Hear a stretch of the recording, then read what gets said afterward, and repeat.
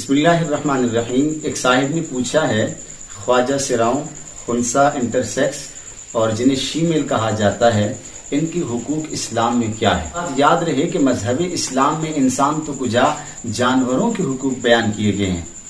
ہمارے معاشرے میں یہ المیہ ہے کہ ہم لوگ یہ سمجھتے ہیں کہ خواجہ سراؤں کے کوئی حقوق نہیں ہیں. اس حوالے سے عوام کو زیادہ سے زیادہ اتنی ہی معلومات ہیں.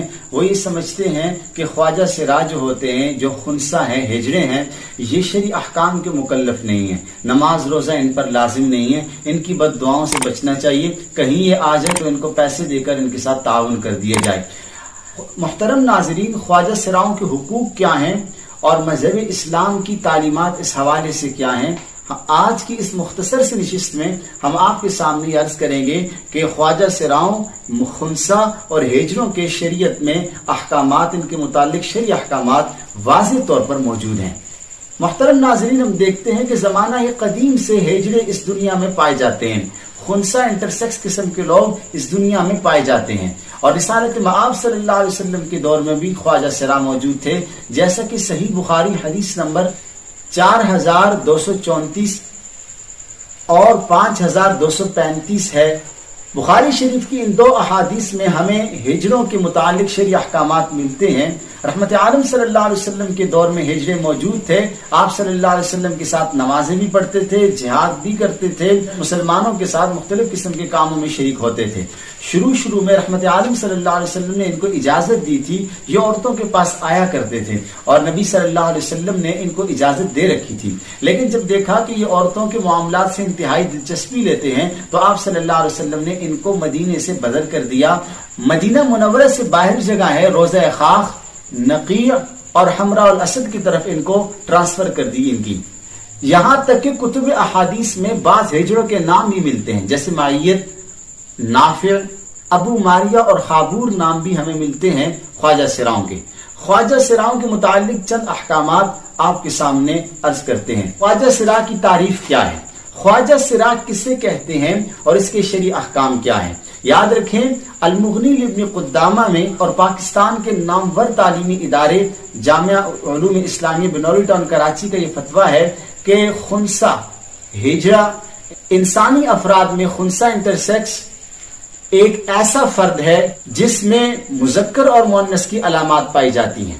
بالغ ہونے کے بعد اگر یہ مردوں کی طرح پیشاب کرے تو ہم اس کو مرد شمار کریں گے، اگر عورتوں کی طرح پیشاب کرے ہم اس کو عورت شمار کریں گے، اور اگر یہ مردوں کی طرح اس کی داڑھی نکل آئے، احتلام ہو جائے یا ہم بستر کے قابل ہو تو اس پر شرعی تمام وہ احکام جاری ہوں گے جو ایک مرد پر جاری ہوتے ہیں. مثلا نماز پڑھنا، روزہ رکھنا، حج کرنا، قربانی کرنا، یہ سارے احکام اس پر لاگو ہوں گے. اسی طرح وراثت کے مسائل بھی ہیں اور اسی طرح اس میں عورتوں کی علامات پائی جائیں، مثلا اس کے پستان نکل آئیں یا اسے حیض آ جائے، اور تو پھر ہم اس کو عورت شمار کریں گے اور عورتوں کی شرعی احکام اس پر لاگو ہوں گے، جس طرح نماز، روزہ، حج، زکوٰۃ، قربانی اور اسی کے ساتھ ساتھ دیگر شرعی احکام اس پر لاگو ہوں گے. تو معلوم ہوا کہ خنسا انسانوں میں ایک ایسا فرد ہے جس میں مذکر کی علامات بھی پائی جا سکتی ہیں اور مؤنث کی علامات پائی جا سکتی ہیں. ہاں، جو علامات غالب ہوں گی ہم اس کو اسی جنس سے شمار کریں گے.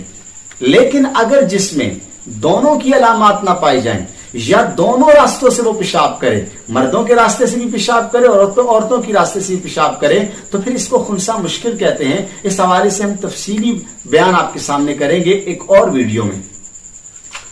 بہت سارے ڈاکٹر حضرات یہی کہتے ہیں کہ ہجرہ کوئی جنس نہیں ہے بلکہ ایک بیماری کا نام ہے جس کو ایجاد کیا کلن فلٹر نے، اور اسی مناسبت سے اس کا نام کلن فلٹر سنڈروم رکھا گیا ہے.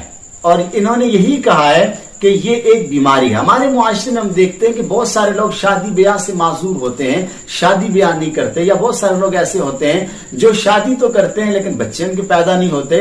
جس طرح ہم اپنے سوسائٹی اور معاشرے میں ان کو برداشت کرتے ہیں تو ہمیں چاہیے کہ ہم ہجروں کو بھی برداشت کریں. ہم ہجروں سے کام لیں، خواجہ سراؤں سے کام لیں.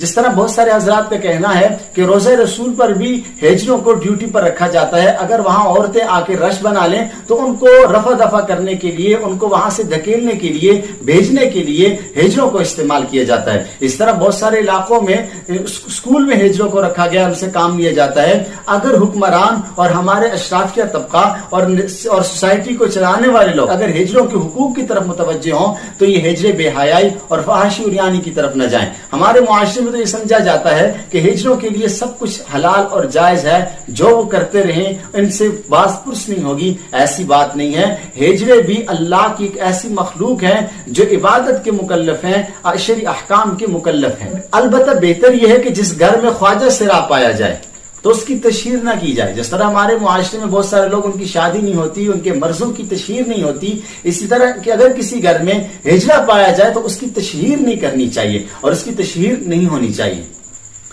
یہاں یہ بات بھی سمجھتے جائیں، اگر کوئی خواجہ سرا بالغ ہو جائے اور اس میں عورتوں کی علامتیں غالب ہوں، مؤنث کی علامات غالب ہوں، تو اس کو کراس میں شادی بھی کروائی جا سکتی ہے، کسی مرد کے ساتھ اس کی شادی کروائی جا سکتی ہے۔ اور اگر کوئی خواجہ سرا اس میں مردوں کی علامت غالب ہو، مردوں کی نشانیاں زیادہ پائی جائیں اور اگر وہ جماع کے قابل ہے، شادی کر سکتا ہے، تو اس کی کسی عورت سے شادی بھی کی جا سکتی ہے۔